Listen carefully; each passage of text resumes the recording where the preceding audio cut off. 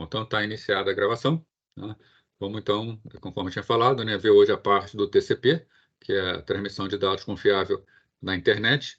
Depois a gente começa vendo o DNS DHCP, semana que vem a gente inicia a parte de laboratório, né? Bom, então, falando aí sobre o TCP.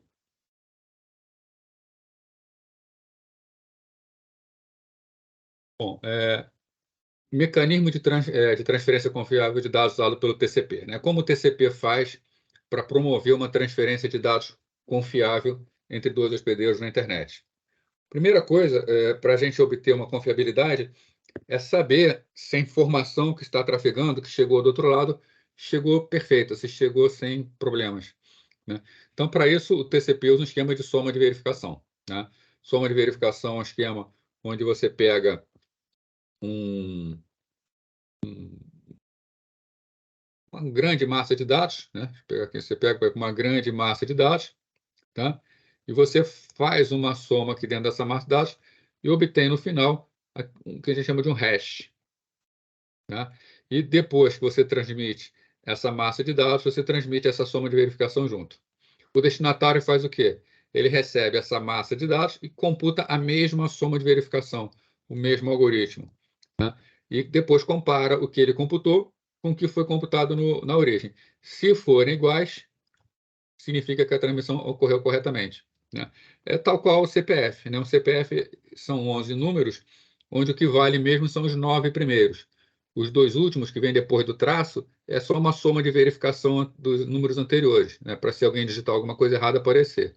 É o mesmo mecanismo que é utilizado em transmissão de dados em redes de computadores, né? Então a gente faz uma soma de verificação.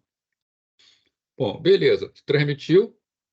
O que é o normal, se tudo estiver funcionando bem, né?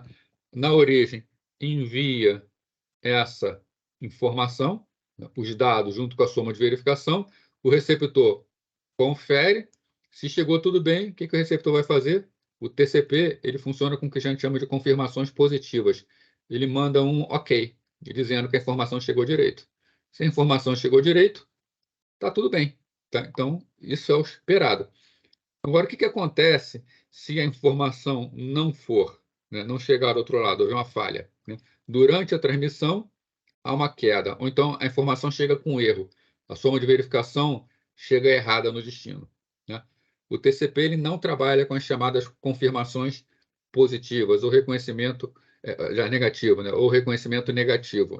Se uma coisa chega errada, o TCP não informa que chegou errado, ele simplesmente joga fora, tá?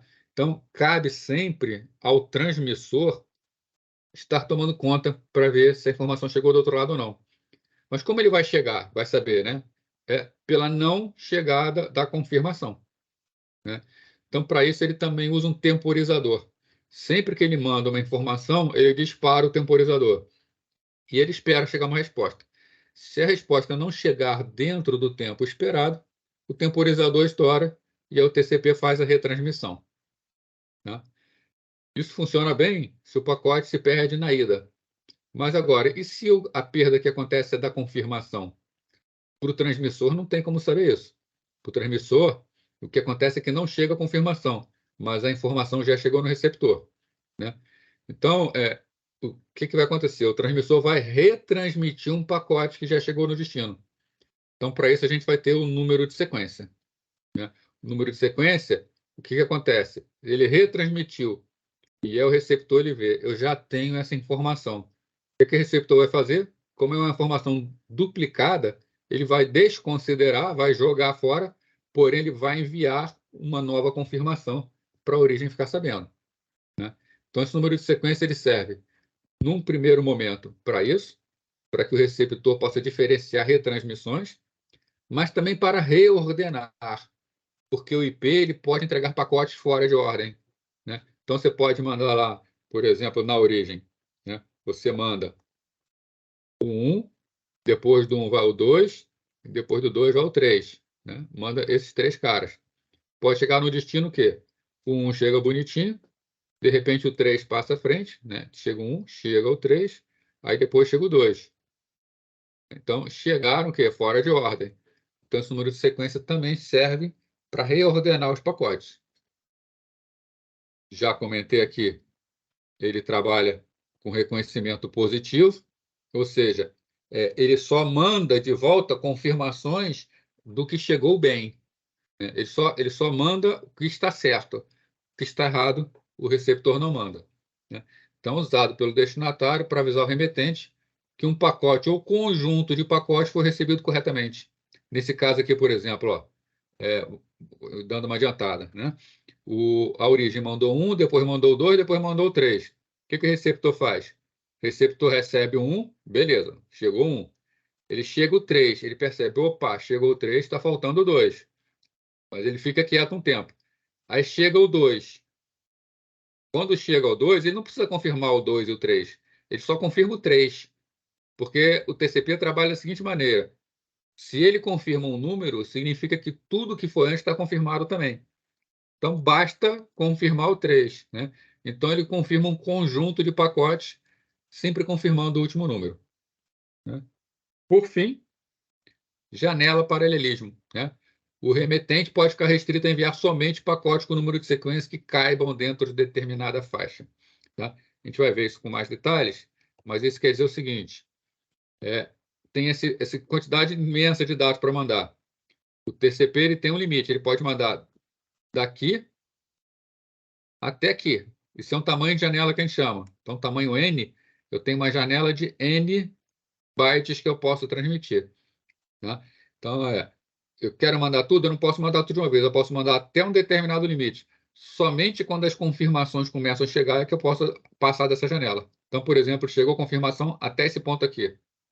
Significa que eu ganhei mais esse espaço de transmissão. Então, eu posso transmitir mais essa quantidade de dados, né?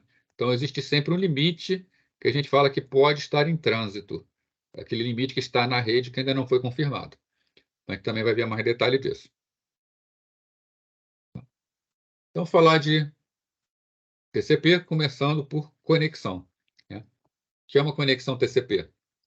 Então, já sabemos que o TCP é um protocolo orientado à conexão, né?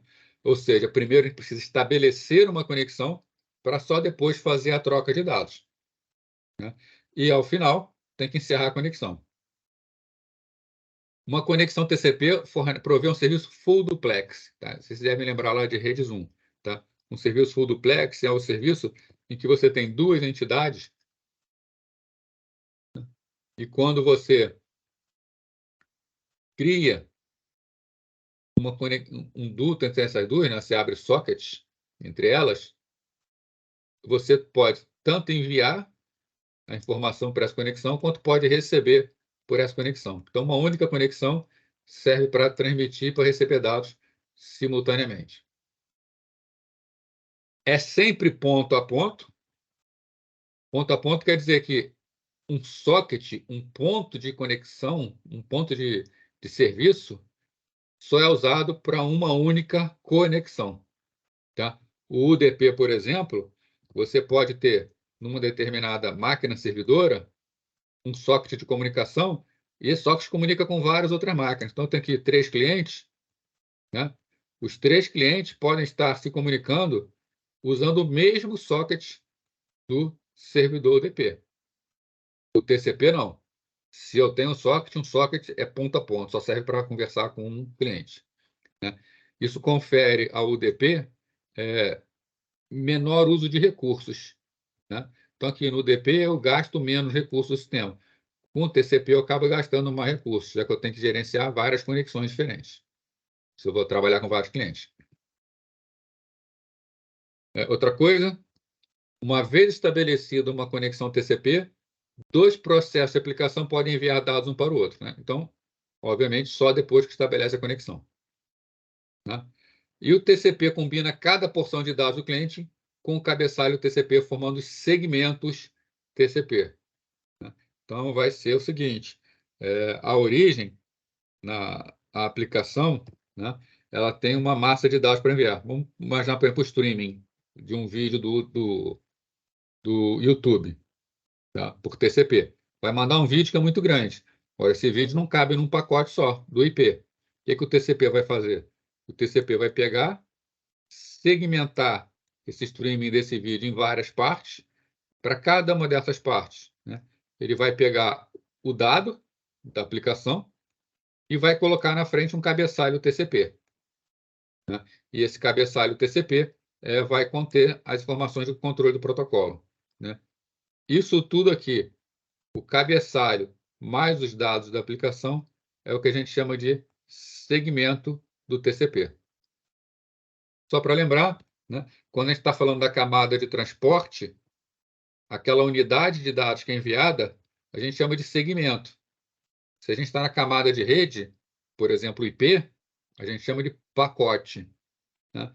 Quando o IP entrega isso para a camada de enlace de dados, né, por exemplo, o PPP ou Ethernet, qualquer coisa, a gente chama de quadro. Né? Então, no nível mais baixo, quadro, no nível de rede, pacote, no nível de transporte, segmento. No final, é praticamente a mesma coisa, tá? É a informação que está passando pela internet. Bom, então, uma vez estabelecida a conexão TCP, os dois processos podem enviar dados um para o outro. Tá? O TCP direciona seus dados para o buffer de envio da conexão. Né? Então, o que está acontecendo? Uma máquina que está enviando, né, o transmissor, vai enviar alguma coisa para o receptor. O que o TCP garante? Que você entrega o dado para ele e ele vai enviar esse dado e esse dado será entregue corretamente no destino. Sem que você se preocupe, ele faz todo o trabalho. Só que o que está acontecendo? Como ele pode garantir isso? Ele vai ter que cuidar das retransmissões. Então, quando você entrega essa informação para o TCP, ele guarda isso numa região de memória dele. De forma que vai ficar guardado lá na origem até que chegue o quê? Uma confirmação positiva. Quando a confirmação positiva chega, eu não preciso mais usar isso aqui para retransmitir.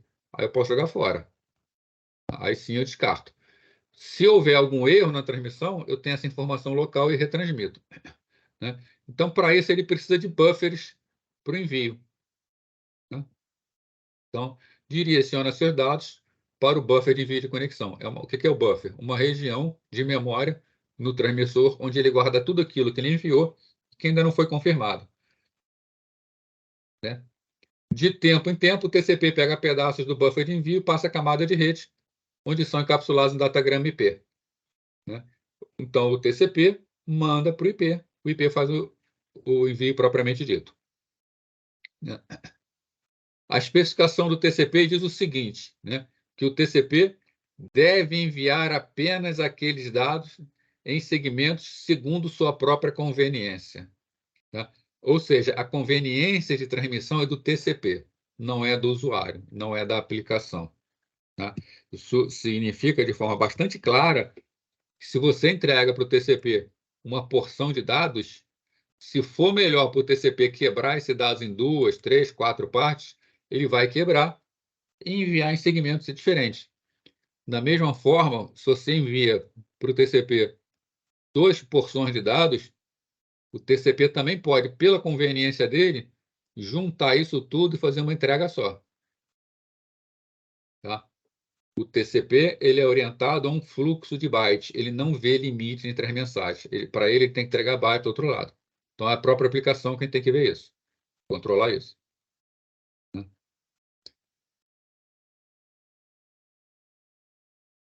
E quando o TCP recebe um segmento da outra extremidade, né, os dados segmentos são colocados no buffer de recepção da conexão. Então, da mesma forma aqui, ó, como tem um buffer de transmissão, tem um buffer de recepção. Tem um buffer de recepção porque quando a informação chega do outro lado, o TCP recebeu. E ele é muito bonito a gente falar que ele entrega para a camada de aplicação. Mas o TCP ele não entrega para a camada de aplicação. Né? Não é assim que as coisas funcionam. Quando a gente faz um programa de computador, um processo, ele não recebe as coisas do outro processo. Ele solicita para o outro processo. Então, na prática, o que o TCP faz? Ele coloca a informação num buffer e a informação fica ali disponível. E quando for conveniente para a aplicação, é que ela vai buscar aquela informação. Tá? Alguns sistemas permitem até a gente programar o que a gente chama de sinal, que é uma espécie de interrupção, que o TCP ele pode avisar a aplicação que chegou alguma coisa, mas ele só avisa da chegada, na verdade ele não envia. Né? Então, o TCP também precisa de buffers de recepção para guardar tudo aquilo que está chegando, para que esteja disponível quando a aplicação pedir, né? Então, a gente percebe, né, que, ao contrário do UDP, né, o TCP precisa ter buffer no início, de envio, tem que ter buffer de recepção, ele tem que estar controlando a transmissão. Então, é um trabalho muito mais intenso. Ele consome muito mais recursos do sistema, do sistema operacional da máquina, né? E, no final, a aplicação lê a cadeia de dados desse buffer, né? Cabe, então, à aplicação fazer a leitura. Bom, então, a estrutura do segmento TCP, né? Como é o cabeçalho do TCP, né? Semana passada a gente viu do UDP, né? Se você lembrar, o UDP ele é muito simples. O cabeçalho do UDP ele tem 8 bytes, onde, né, a gente divide assim, ó, né? Porta origem, porta destino, comprimento para dizer o tamanho dos dados e soma de verificação para saber se teve erros, né? Então, o UDP não faz praticamente nada. O TCP ele já tem um segmento bem mais complexo, né? Então, tal qual o UDP, ele tem uma porta origem, né? Essa porta origem aqui diz qual é a aplicação que está vindo a informação. Então, isso aqui é um identificador do processo na máquina origem, e a porta destino, que é o processo que vai receber a informação na máquina destino, tá?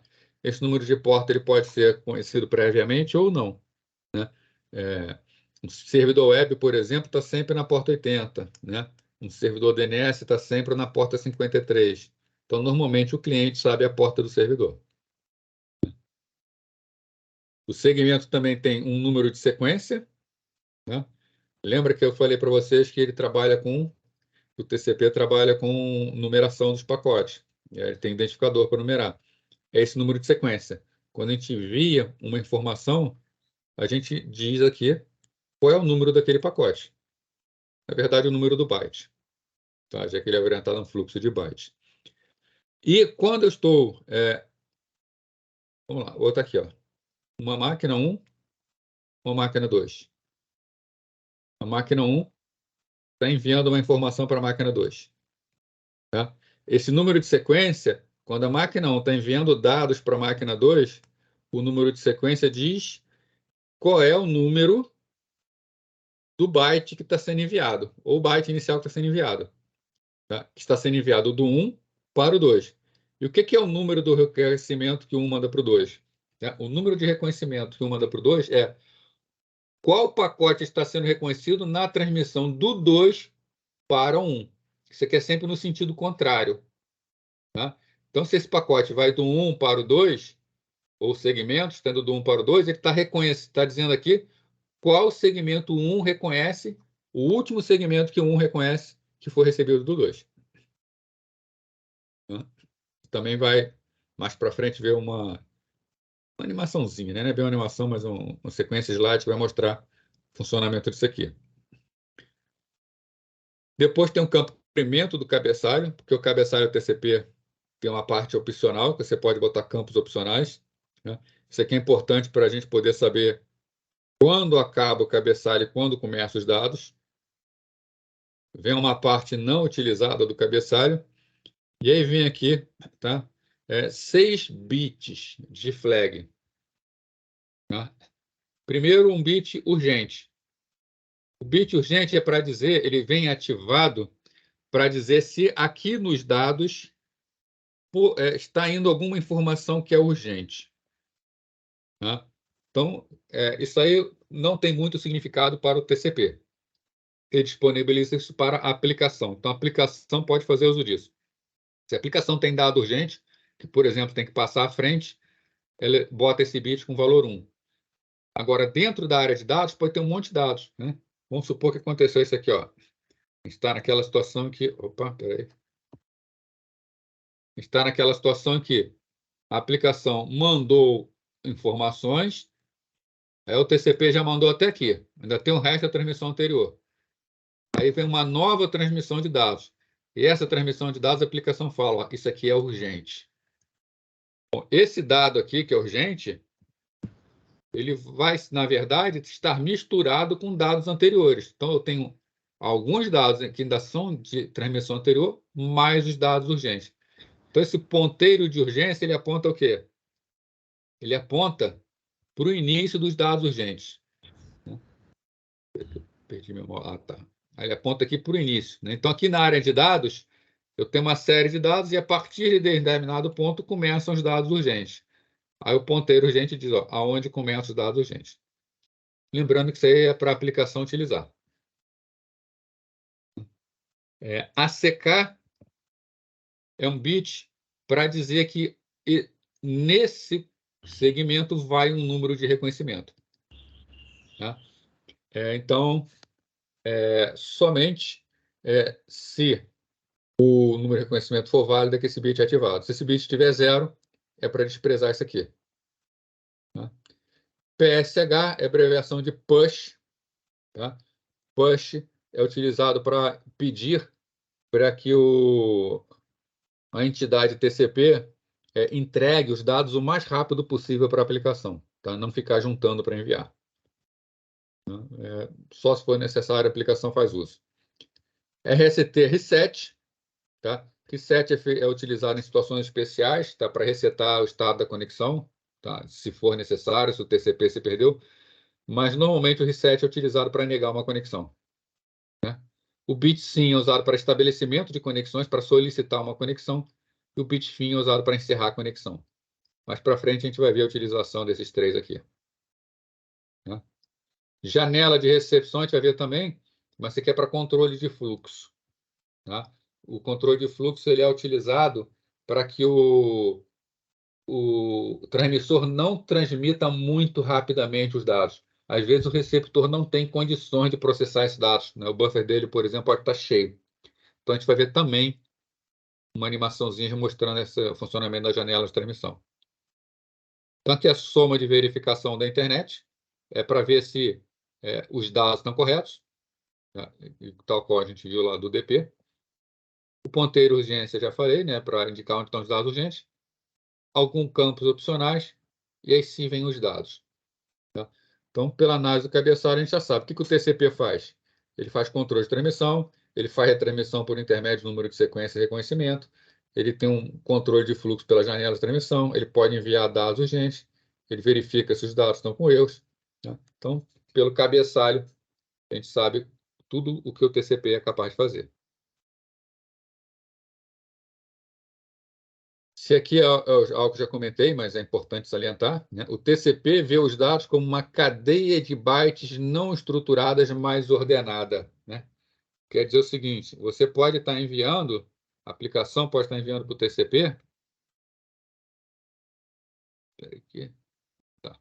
Pode estar enviando para o TCP vários segmentos diferentes. Isso é o que a aplicação está querendo enviar. Mas o TCP ele enxerga isso tudo como o quê? Com uma sequência de bytes sem estrutura. Não tem quebras intermediárias. Tá? Porém, ordenada. Isso aqui tem uma sequência, né? Você tem 1, 2, 3, segue uma sequência. Ele vai enviar esses bytes na sequência correta. Tá? Os números de sequência do TCP são aplicados sobre a cadeia de bytes e não sobre a série de segmentos transmitidos.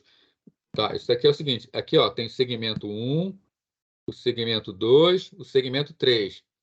Como o TCP ele não enxerga segmentos, a numeração não é com base nos segmentos, é com base nos bytes. Então, para ele é 1, 2, 3, 4, 5, 6, né? E 998, 999, 1000, 1001, 1002, 1003, 1004, 1005. Tá? Byte a byte. Nada de segmento. Tá? Então, quando a gente fala em número TCP, eu estou me referindo ao número do byte. O TCP é full duplex, né? Então, o hospedeiro A pode estar recebendo dados do hospedeiro B enquanto envia dados ao hospedeiro B. Significa que ele pode transmitir e receber ao mesmo tempo, sem nenhum problema. Cada segmento que chega no hospedeiro B tem um número de sequência para os dados que estão fluindo no sentido de B para A. Né? Então, o número de sequência, quando chega, né, vou botar aqui, né? Eu tenho A, mandando para B. Quando A manda para B, tá? O número de sequência é aquele campo. O número de sequência está se referindo à sequência do envio de A para B. Tá? E o número de reconhecimento? O número de reconhecimento é o que A fala que ele está reconhecendo do que foi enviado de B para A. Então, vamos supor que foi enviado 1 byte de B para A. Tá? Vamos botar, já que está em cima, vou botar primeiro de A para B. A mandou para B uma informação de 1 byte, foi o byte número 5. Então, o número de sequência é 5. O que é que o B vai fazer? Quando o B responder para o A, vamos botar, foi o byte do 5 ao 40. Então, A mandou um pacote para B, um segmento para B, que vai do byte 5 ao byte 40, né? Ou seja, aqui tem 36 bytes. Tá? A gente diz que o número de sequência dessa transmissão, o número de sequência vai ser o quê? Vai ser 5. Tá? E como o B vai confirmar para o A que ele recebeu do 5 ao 40? Tá? O número de sequência é o número de sequência do próximo byte que ele espera receber. Então, quando o B responder para A, o que o B vai responder? ACK igual a quanto? Se ele recebeu até o 40, ele vai botar ACK igual a 41. Tá? Não é o número do byte, ele não confirma, ele não manda o que ele recebeu. Ele manda o próximo que ele espera receber. Tá? Como o TCP somente reconhece bytes até o primeiro byte que estiver faltando, ele provê reconhecimentos chamados cumulativos. Então, vamos ver, então, no próximo slide exatamente o que é isso, tá? Que é quando você pode reconhecer várias coisas com um único número. Tá? Por exemplo, aqui, ó. Vamos supor que os pacotes estão chegando tudo em ordem.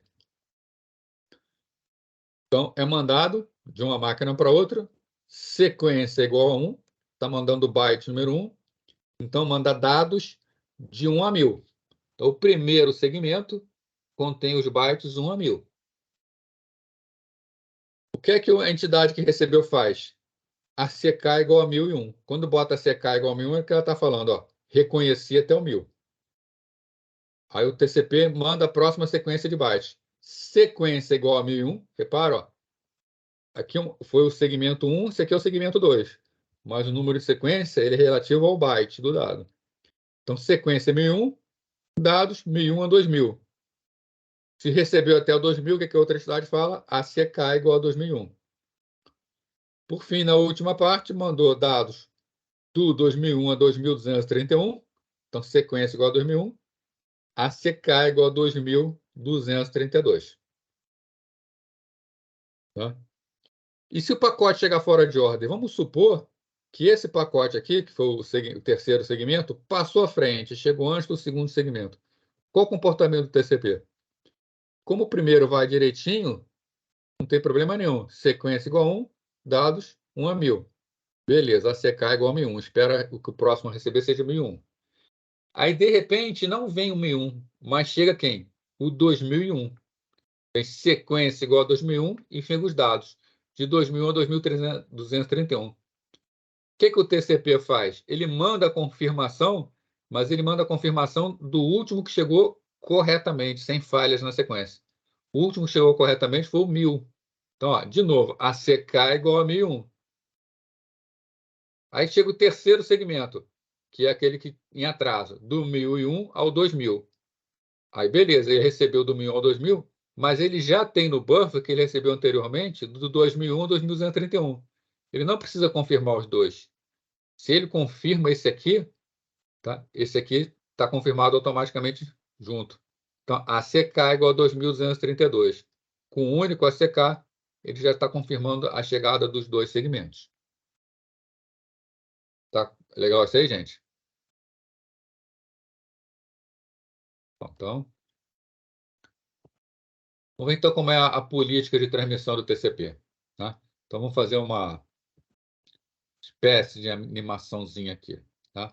Então, aqui nós temos o transmissor, o receptor e o tempo está fluindo para baixo. Então, primeiro, o receptor possui um buffer para armazenamento dos dados que ainda não foram entregues à aplicação. Então, por exemplo, aqui um buffer de 5.000 bytes. Tá? Isso vai depender de vários parâmetros, sistema operacional, peso do sistema. Isso aí normalmente não está na mão do programador. Normalmente não, isso não está na mão do programador. Tá? Isso depende do sistema operacional, depende da implementação do TCP. Não é bem MTU, não, João Pedro. MTU é o que é capaz de ser transmitido. Tá? No caso, por exemplo, do TCP, ele vai usar o IP. A MTU do IP é 64 KB, né? 64 mil. Aqui, no caso, é até menos. Né?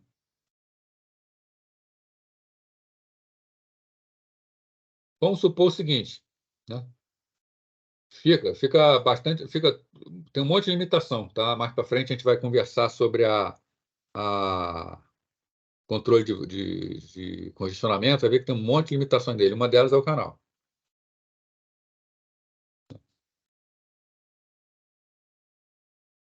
Então vamos lá. Inclusive aqui, por exemplo, eu estou falando aqui eu falei para você do IP que tem 64 KB, 64 mil, mas se isso passa, por exemplo, para uma rede de Ethernet, a MTU já cai para 1.500, que é a MTU da Ethernet. Então aqui, a aplicação escreveu 3.000 bytes. Né? O que o TCP faz? Envia 3.000 bytes.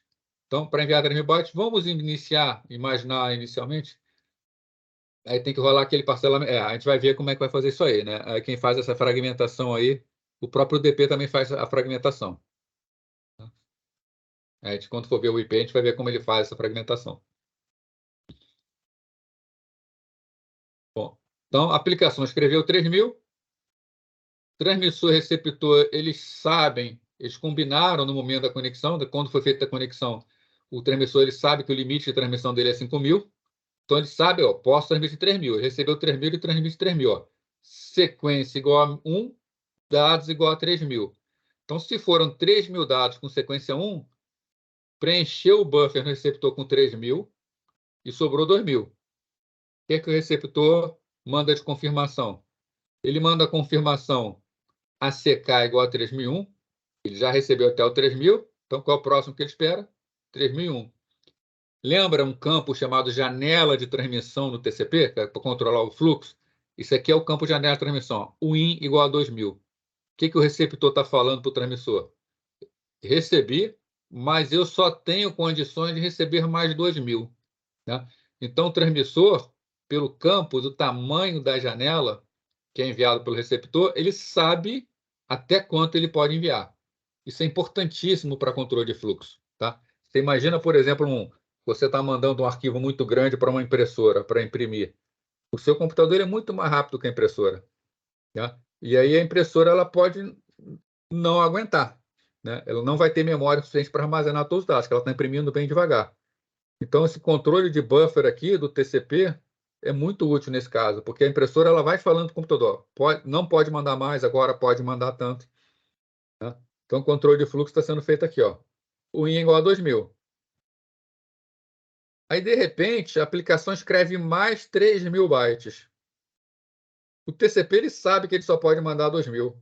Então, o que o TCP faz? Ele manda os 2.000. Nesse momento, o buffer fica cheio. E ele guarda 1.000 no buffer de envio. Tá? Então, lembra quando eu falei para vocês que o TCP ele pode enviar só um pedaço da mensagem de acordo com a conveniência dele? Essa é uma situação. Né? O receptor, o transmissor quis mandar 3.000, mas o receptor só tem condição de receber 2.000. Então, o TCP só pode mandar 2.000. Então, ele manda sequência igual a 3.001, dados igual a 2.000. Né? Então, do 3.001 ao 2.000, tá? Foi até os 5.000. O que o receptor faz? ACK igual a 5.001, né? Que é o próximo que ele espera receber, e o buffer está cheio. O transmissor está impedindo de transmitir mais. Ele encheu o buffer. Né? Até que vai chegar. Não, então lá. Primeiro, a aplicação que escreveu mais 5.000. Né? Deixa eu ir desenhando aqui. Ó. Então, o que aconteceu? Mandou 3.000. Beleza, o TCP mandou esses 3.000. mandou mais 3.000. O que aconteceu? O TCP precisou quebrar e só mandou 2.000. Agora a aplicação escreveu mais 500. Tem mais 500. Não pode mandar, porque o buffer do destinatário está cheio. Tem que esperar liberar o buffer. Até que chega um momento que a aplicação lê 3.000 bytes. Né? A aplicação leu aqueles 3.000 anteriores. Então, tá? Se ela leu 3.000 bytes, o buffer ficou com 2.000 ocupados, ficou com 3.000 livres. O que o TCP faz? Já que liberou buffer, ele vai enviar, né, novamente a CK igual a 5.001, porém alterando o tamanho da janela para 3.000. O Jonathan está perguntando, ele tem um controle próprio envio e limite de envio de dados? Tem. Né? Ele tem esse controle. O TCP tem que fazer esse controle. Né? Esse controle, ele controla pela janela. Tá? E ele sabe quanto ele enviou. Tá? No caso aqui, o que aconteceu? Isso aqui é o buffer de transmissão. Tá? Aqui, quando chegou a informação dos 3.000, ele já elimina o primeiro do buffer. Tá? Então, esse buffer aqui já foi eliminado, porque já chegou. Né? Quando chega agora a informação dos 2.000, né? Deu a CK igual a 5.001, ele já limpou isso aqui do buffer também. Então, ele tem o controle de tudo que ele enviou e do que ele ainda tem que enviar. Quando acontece isso aqui, o TCP é liberado para enviar mais 3.000. Quanto ele tem guardado para enviar? Ele tem 1.000 que sobrou da transmissão anterior, né? Mais 500 da última. Né? Então, 1.000 daqui de cima, tá? Mais 500. Então, ele ficou com 1.500. No próximo passo, então, né? Ele manda sequência igual a 5.001, dados igual a 1.500. Repara que agora, né, na primeira transmissão, ele transmitiu bonitinho o pacote inteiro. Na segunda transmissão, ele só transmitiu a primeira parte do segundo pacote. Na terceira transmissão, ele emitiu a última parte do segundo pacote, mais o terceiro pacote inteiro. Tá? Então, ele tem hora que ele quebra pacote, tem hora que ele junta pacote. Isso vai acontecendo por causa dos controles de buffers. Agora, o que o receptor faz? Né? Recebe os 1.500, coloca no buffer. Então, tinha 2.000, ficou com 3.500 no buffer, ficou com 1.500 livre. Então, ó, ACK 6.501, tamanho do novo tamanho do buffer igual a 1.500. Professor, Fala aí. uma dúvida. No caso do receptor, quando é que o buffer é liberado? No caso, quando o TCP envia os dados para a camada de aplicação, seria isso? Aí ele libera aquele espaço que estava ocupado? Como é que funciona isso? Na verdade, a aplicação ela vai estar lendo dados. Né? O buffer, o TCP está mantendo. Quando a aplicação lê a informação, ele vai tirar do buffer, ele vai liberar o buffer. Depende da aplicação ler. Tá? O TCP não pode fazer nada quanto a isso. Entendi. Ele depende realmente da aplicação ler. Não tem outra maneira. Porque ele não pode simplesmente enfiar dados na aplicação. Não pode, não tem isso, né? Um processo não pode enfiar dados na memória do outro. Tá? Você imagina, por exemplo, um bom exemplo disso aí é uma impressora, por exemplo. Você está mandando dados para a impressora, e a impressora ela tem um processo que ela está consumindo, que está no buffer e está imprimindo. Então, ela vai tirando do buffer e vai jogando tinta no papel. Né? Só quando ela tira do buffer para imprimir que libera. Depende realmente da aplicação ler. Mas, normalmente, um programa em rede, a aplicação está esperando para ler. Né? Vamos supor que o receptor seja um servidor web. O que um servidor web faz? Ele está o tempo inteiro lendo dados do buffer e processando e respondendo. Normalmente, o servidor web está ocioso. Então, o que ele faz? Na prática, né? Ele solicita a leitura de uma informação do buffer. Nessa situação aqui, ó. O buffer está vazio. Ele manda ler. Ele fica bloqueado. Assim que o dado chega no buffer, o processo é desbloqueado e ele já lê imediatamente. Né? Então, isso aqui é uma situação extrema, na verdade, você encher um buffer. Tá? Às vezes acontece, mas é uma situação extrema. Normalmente, a aplicação já está esperando para ler alguma coisa. Né? Bom, isso aqui, então, ó, tudo aconteceu bonitinho. Né? Mas e se acontece uma perda de segmento de dados. Tá? Então, eu vou enviar dados, vai ser perdido. Tá? Então, vamos lá. Por exemplo, aqui, ó, a aplicação escreve em 1 byte, a entidade TCP envia 1000 bytes. Então, processo normal, sequência igual a 1, dados igual a 1000. Aí responde, a CK igual a 1001, o IN igual a 4000. Beleza. Agora o TCP, ó, a aplicação escreve 1000 bytes, a entidade TCP envia os 1000 bytes. Então, sequência 1001, dados igual a 1000. Beleza. Perda no envio, não chega nada no receptor. Como não chegou nada no receptor, o que vai acontecer? Tá? Existe um temporizador que foi disparado no momento da transmissão. Já era para ter chegado a resposta do receptor não chegou. O que o transmissor percebe? Estouro do temporizador. Ele está, opa, alguma coisa deu errado. A minha transmissão não veio uma resposta. O que é que ele faz? Repete aquela transmissão.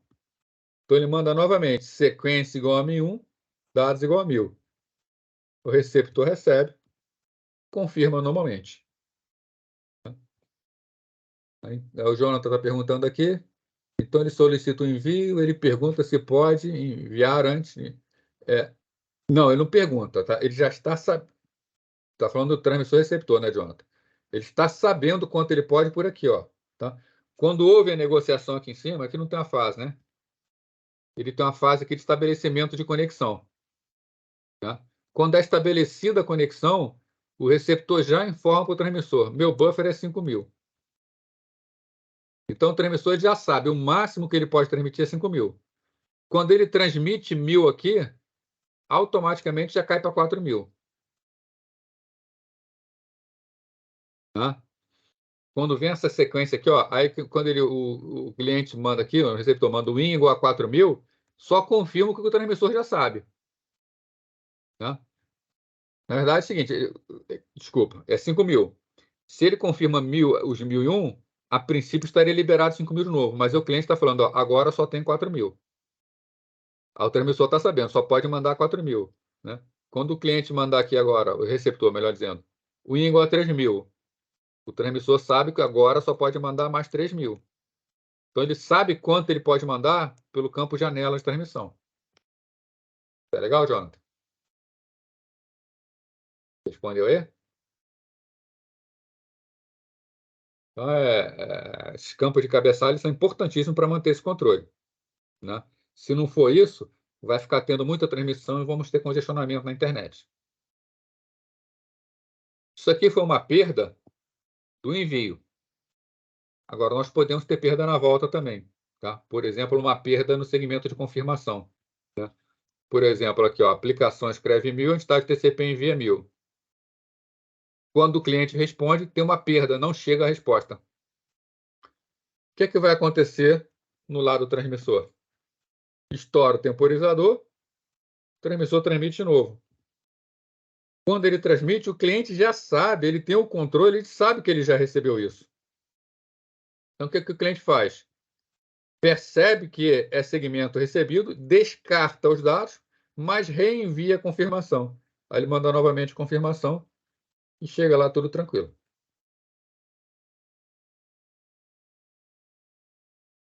Outra situação, segmentos fora de ordem. Vamos ver o que acontece aqui, por exemplo, o TCP ele pode enviar dados em avanço. Tá? Por exemplo, ele não precisa esperar a confirmação para ficar enviando dados. Então, ele enviou aqui, ó, 1000 bytes, enviou mais 1000 bytes, enviou mais 1000 bytes, enviou mais 1000 bytes. Então, sequência igual a 1, sequência igual a 1001, 2000, 3001. Conforme essas informações vão chegando no receptor, o que o receptor faz? Né? Confirma que chegou o 1, do 1 ao 1000, né, fazendo a CK igual a 1001, confirma com a CK igual a 2001, confirma com a CK igual a 3001, confirma com a CK igual a 4001. Tá? Então, isso aqui, ó, foi uma transmissão em que as coisas chegaram na ordem bonitinho, tá? E as confirmações chegam bonitinhas também. Mas pode haver um congestionamento na rede, tá? Porque o roteamento, a gente vai ver o algoritmo de roteamento de uma forma mais aprofundada, mais para frente. Tá? No roteamento podem haver alterações na rede que os pacotes de uma conexão elas podem fazer caminhos diferentes. Tá? Então, uma situação, por exemplo, em que você tem o roteador origem vai mandar a informação lá para o roteador da rede destino. Tudo está fluindo, por exemplo, por um caminho de cima, né?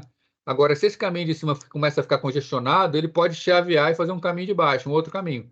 E esse caminho pode ser mais rápido, um novo caminho. Então, significa que um pacote que saiu antes e foi pelo caminho de cima, ele será ultrapassado por um pacote que saiu depois e foi pelo caminho de baixo. Então, as coisas podem chegar fora de ordem, tá? Então, a gente pode ter essa situação aqui, ó, né? Onde o transmissor manda a sequência 4001, sequência 5001, sequência 6001, sequência 7001. Porém, a sequência 5001 demora muito a chegar. Ela chega depois das outras.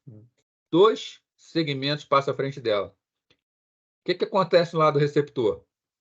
Quando ele chega 4001, 1000 bytes, é do 4001 ao 5000. Então, o que ele confirma? A CK é igual a 5001. O próximo que chega para ele é o 6001.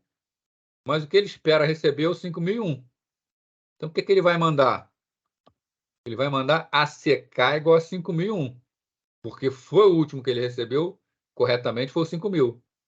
Aí agora chega, ó, sequência igual a 7001. O que é que ele faz? ACK igual a 5001 ainda, porque ele ainda não recebeu o 5001. Até que finalmente chega o pacote 5001. Quando chega o pacote 5001, ele já recebeu o do 5001, ele já recebeu o do 6001, ele já recebeu o do 7001. Então a confirmação que ele faz é uma só. Ele não precisa confirmar o 5, o 6 e o 7. Tá? Basta que ele confirme o segmento que veio o 7001. Então, numa confirmação só, ele bota ACK igual a 8001. Aí já está tudo confirmado. Tá?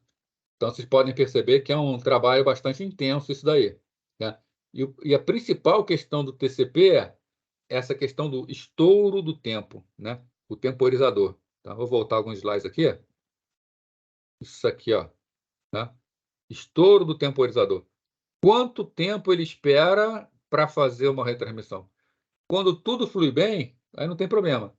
Agora, quando eu tenho uma rede com perdas, isso aqui é um aspecto importante, tá? Se ele espera muito para perceber o estouro, ele pode ficar muito tempo parado para retransmitir. Porém, se o temporizador é muito pequeno, o que acontece? Eu posso ter um estouro de temporizador antes da chegada da confirmação, né?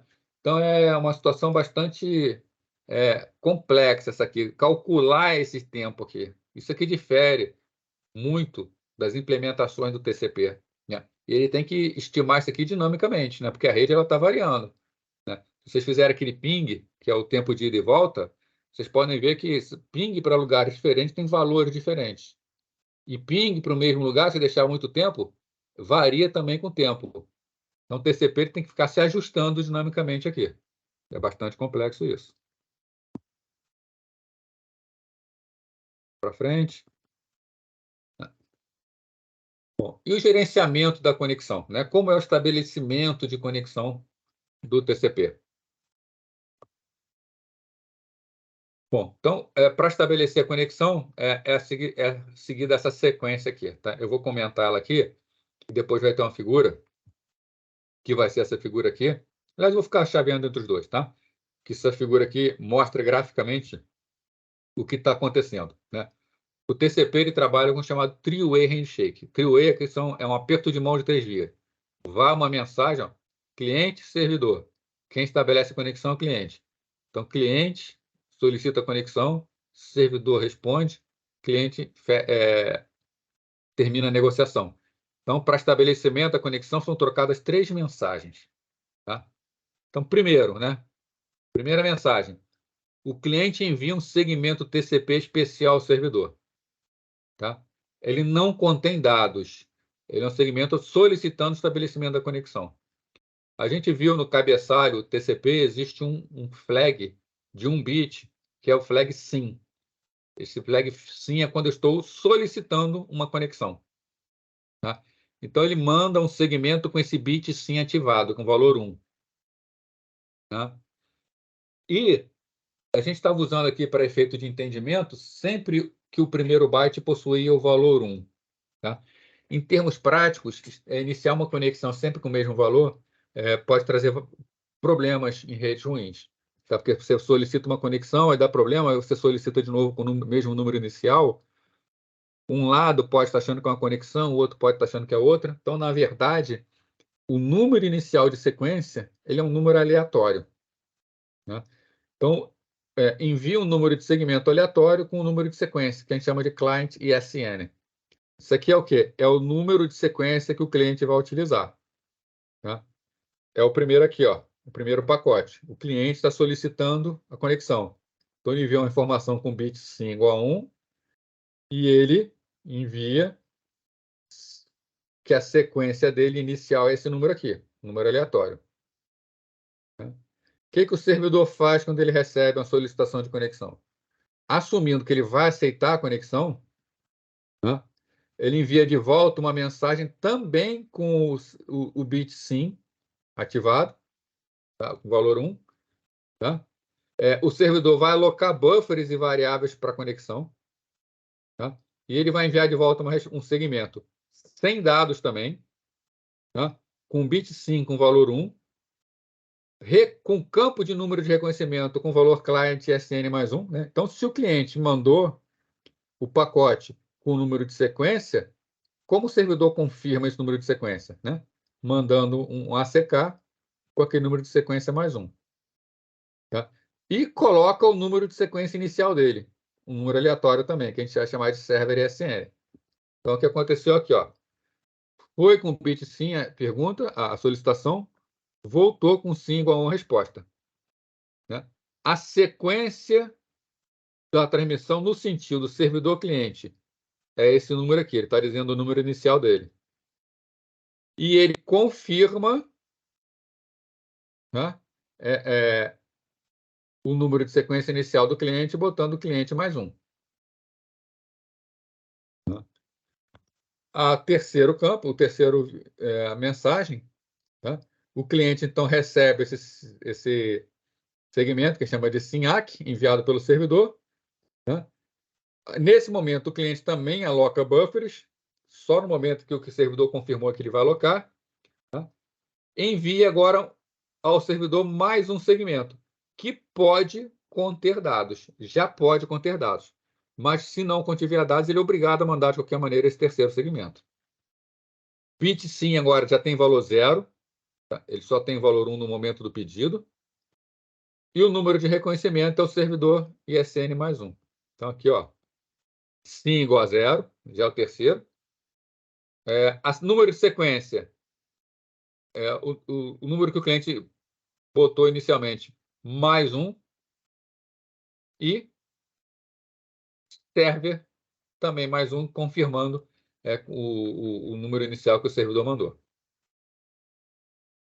Tá, gente? Tá ok, gente? Isso aí? Isso aqui é para estabelecer a conexão. Tá? É claro que aqui são as informações principais. Né? Qual é outra informação que vai mais aqui? Tá? Aqui o cliente, a gente viu que o servidor alocou os buffers nesse momento que aceitou a conexão. Quando ele alocou esses buffers, uma das coisas que ele fez é alocar a área de memória.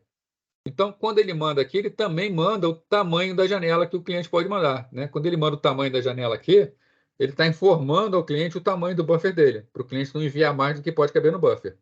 Tá? Então, na conexão, o outro lado já sabe quanto pode mandar.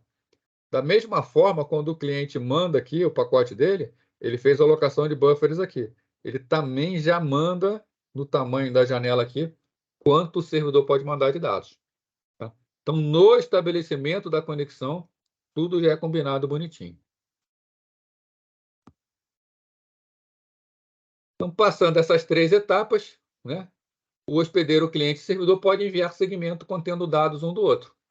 Aí começa a trocar dados, exatamente da maneira que a gente já viu aqui. Né?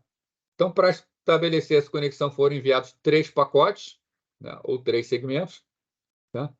Então, isso é conhecido como apresentação de 3 vias, ou three-way handshake, né, o nome em inglês.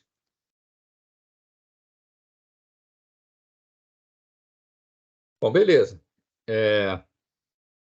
Então, foi estabelecida a conexão, foram feitas as trocas de dados. Agora chega o momento de encerrar a conexão. Como que é o encerramento da conexão? Né? qualquer dos processos pode encerrar a conexão. Só que a conexão ela é full duplex independente, né? Você tem um fluxo no qual aqui cliente, tá? A máquina cliente está transmitindo dados para o servidor. Então, eu tenho transmissão do sentido cliente-servidor e tenho transmissão do sentido servidor para o cliente. São dois fluxos, tá? Isso significa que, quando eu encerro a conexão, eu preciso encerrar a conexão nos dois sentidos. Quando o cliente, por exemplo, solicita o encerramento da conexão, significa que o cliente não vai mais enviar dados para o servidor. Mas o servidor pode continuar enviando dados para o cliente, normalmente, tá? E tudo que o servidor enviar para o cliente continua confirmando para o servidor, mesmo que a sua conexão já esteja encerrada. Então, tem que encerrar nas duas vias, independentemente. Tá? Então, para o encerramento aqui, tá? Vamos supor que o cliente decida encerrar a conexão. Então, nossa situação está aqui. O cliente envia um segmento especial com bit FIN com valor 1. Então, aqui, ó, FIN com valor 1, para dizer, ó, final de conexão, está encerrando. Tá? E sequência normal, sequência 1910, tá? ACK lá do servidor. Tá? O que o servidor faz? Tá? Envia um segmento de volta, FIN igual a 0. O servidor não está encerrando a conexão, só quem está encerrando é o cliente. E o servidor bota aqui, ó, ACK igual a 1911. Quando ele bota ACK igual a 1911, ele está confirmando a sequência 1910. Então, isso aqui implicitamente está dizendo para o cliente, ó, recebi o seu pedido de encerramento de conexão. Então, nesse momento, está encerrada a conexão do cliente para o servidor. O cliente não pode mais enviar dados para o servidor. Tá? Mais para frente, o servidor pode mandar um outro pacote, ó, ele encerrando agora a conexão no sentido dele, tá? Sequência 6.327, ACK igual a 1911 de novo. Aí o cliente responde, ó, vê, o cliente já encerrou a conexão, mas ele continua respondendo ao servidor para mandar os ACKs. Aí agora ele encerrou a conexão, né? Então encerramos aqui o fluxo cliente-servidor e aqui o fluxo servidor-cliente. Tá? Então, tem que ser encerrada de forma independente. Tá? E temos uma outra situação, que é quando o TCP ele não aceita a conexão, tá? Que a gente chama de recusa de conexão TCP. Como é que funciona essa recusa de conexão aí? Vamos supor que teve uma tentativa de conexão, tá? de um cliente para um servidor. Tá? Então, está aqui o cliente, vai tentar fazer uma conexão no servidor. Cliente, servidor. A gente está falando aqui de recusa TCP, tá? Existem recusas que são recusas por conta da aplicação. Por exemplo, uma determinada aplicação vai se conectar na outra, a outra não aceita aquela conexão por questões de segurança da própria aplicação. Mas a nível TCP, o que aconteceu? O TCP ele aceitou a conexão, mandou a conexão para a aplicação e a aplicação resolveu que não queria aceitar. Então, você tem um estabelecimento de conexão e depois você tem um encerramento de conexão. Mas a nível TCP, a conexão foi estabelecida. O que a gente está falando aqui é o próprio TCP não aceitar a conexão. Tá? Quando aconteceria isso? Independente da aplicação. Né? Então, supor, o cliente manda um pedido de conexão para o servidor. Quando chega no servidor, algumas coisas erradas podem acontecer. Né? Por exemplo, o cliente solicitou uma conexão com a porta 3.517 do servidor, mas não tem nenhuma aplicação registrada nessa porta. Né? Então, não tem como o servidor aceitar a conexão, porque não tem ninguém para receber essa conexão. Né? Então, nesse caso, o próprio TCP faz a recusa. Né? Uma outra situação é que pode ter alguém nessa porta, porém, o sistema operacional já está tomado, já está com recursos exauridos. Tá? Ele não tem como alocar mais buffers. Então, nesse caso, o TCP também vai recusar a conexão. Né? Então, como é feito isso aqui? O cliente vai mandar um pedido de conexão para o servidor. O pedido de conexão normal é o quê? Mandar um pacote um pacote, opa, botei fim aqui, né? Com pacote sim igual a 1. Está solicitando a conexão. Numa situação normal, o servidor responderia com pacote sim igual a 1, aceitando a conexão. Mas se ele for recusar a conexão, ele vai botar sim igual a 0, mas ele vai mandar um outro bit, tá? Um bit de flag chamado RST, igual a 1. Né? Quando isso acontece, o cliente sabe que houve uma recusa no nível do TCP. Nem chegou aí a aplicação. Ok?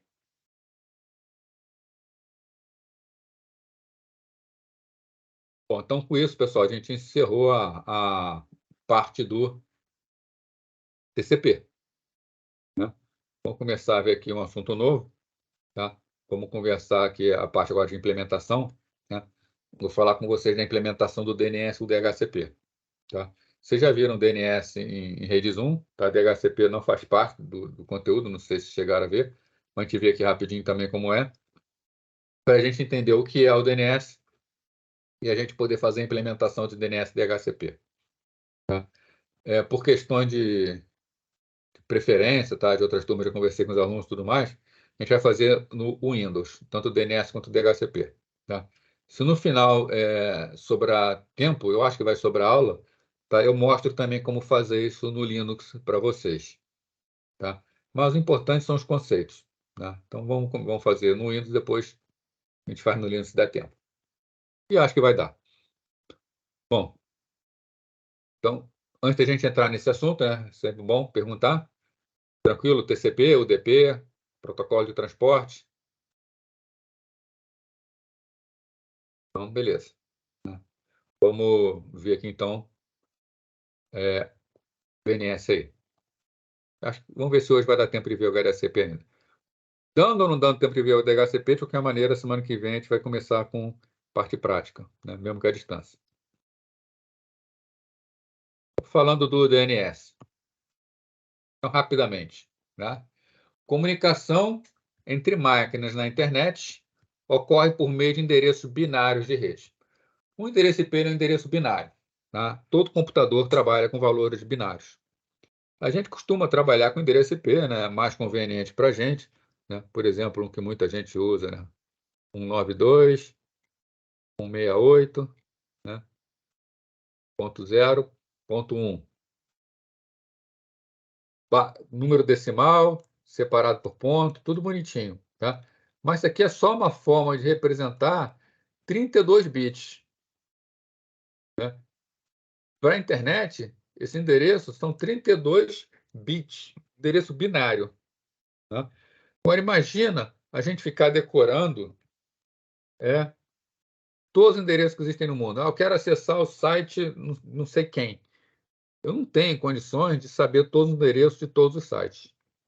Né? Então, para isso existe o serviço de DNS, onde se eu quero, por exemplo, acessar o site de uma empresa chamada XYZ, e eu sei que é uma empresa brasileira, eu tenho dois endereços que eu posso chutar: www.xyz.com ou www.xyz.com.br. Tá? A gente está acostumado com isso. E mesmo sem saber o endereço, eu tenho como chutar um nome. E o DNS ele vai fazer essa tradução. Eu passo um nome e ele me devolve o endereço.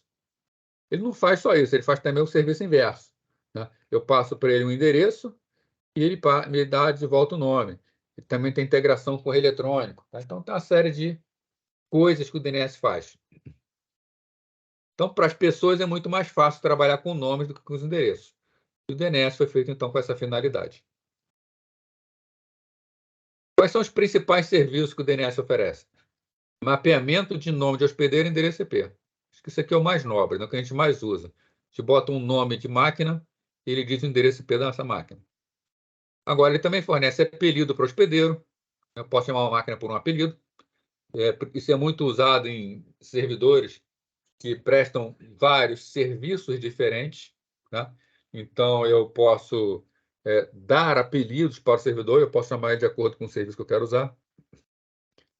Serve para identificação de servidores de correio eletrônico. Quando a gente manda um e-mail para alguém, a gente nunca bota a máquina que é de e-mail da pessoa, a gente bota o domínio do e-mail. Né? Por exemplo, fabio.carneiro@uva.br. Uva.br é um domínio, não é uma máquina. Mas quem é a máquina de correio desse domínio? Quem vai dizer isso é o servidor DNS. Distribuição de carga, tá? Eu posso colocar, se um serviço for muito pesado, eu posso colocar vários servidores para atender esse serviço, tá? E o próprio servidor DNS promove uma distribuição de acesso entre esses vários servidores. E também descoberta de nome, que é o mapeamento reverso, né? Aqui em cima eu dou o nome e recebo o IP. Aqui embaixo eu forneço o IP e recebo o nome. Estou começando com o espaço de nomes. Então, o espaço no DNS é dividido em domínios, que são estruturados em níveis, né? Então, a gente tem aqui domínios genéricos, por exemplo, com, edu, int, org, não está ligado a país nenhum, né? Com comercial, edu, educações, domínios de internet, organizações não governamentais, né? E eu tenho também domínio de países, BR Brasil, PT Portugal, JP Japão, AR Argentina, tá? E aqui, então, ó, primeiro nível, segundo nível, terceiro nível, quarto nível, tá? A atribuição de nomes leva em conta apenas as fronteiras organizacionais, não as redes físicas, tá? Então, por exemplo, Google, alguma coisa.google.com. O Google tem data center espalhado pelo mundo inteiro. E o nome dos serviços não leva em conta onde está o servidor apenas, que é, por exemplo, um servidor do Google, né? É, outra coisa, tá? Está todo em níveis, aqui está o primeiro nível, então aqui um exemplo de países. BR quer dizer que é uma empresa situada no Brasil. Não quer dizer que fisicamente ela esteja, o servidor dela esteja no Brasil, mas organizacionalmente, né, Brasil é é a origem dessa empresa, vamos falar assim, a nacionalidade da empresa, tá? No caso aqui dentro de BR, eu tenho COM, que é de empresa, e GOV, que é de governo. Dentro de Gov, eu tenho a máquina www, que é a máquina que trata de forma geral o Gov, BR, né, o Governo do Brasil. Mas eu tenho também um domínio SUS dentro de Gov BR. Dentro do domínio SUS, eu tenho a máquina www. Então, ó, máquina www dentro do domínio SUS, que está dentro do domínio Gov, que está registrado em Brasil. Da mesma forma aqui, ó, eu tenho uma máquina chamada Planck, que está dentro do departamento ENG, que está dentro do MIT, que é uma universidade, que está dentro do domínio genérico educação, né? A gente já sabe o quê? Que nós separamos esses campos por pontos, né? www.sus.gov.br, planck.eng.mit.edu. Cada domínio tem seu nome definido entre o caminho entre ele e a raiz, né? Já mostrei isso no slide anterior, né? Os componentes são separados por pontos, também já comentei no slide anterior. Cada domínio controla como são criados seus subdomínios. Significa-se que o dono do domínio pudim.com.br pode criar vários subdomínios que podem ser os sabores de pudins, tá? E não teremos problema dele apenas como vai ser criado isso aí, né? Isso quer dizer o quê? Se eu tenho meu domínio, é problema meu como são criados os subdomínios. Nome de domínio não distingue letras maiúsculas e minúsculas, tá? Posso escrever em maiúsculo, posso escrever em minúsculo sem problema nenhum. Apenas o nome do domínio. Depois do nome do domínio, tá? Por exemplo, www.uva.br. Tanto faz se é maiúsculo ou minúsculo. Aí vem barra. Aí lá dentro eu vou acessar um recurso. Aí esse recurso, se faz ou não diferença maiúscula ou minúscula, vai depender do sistema específico que está lá dentro. DNS é implementado sob o protocolo UDP.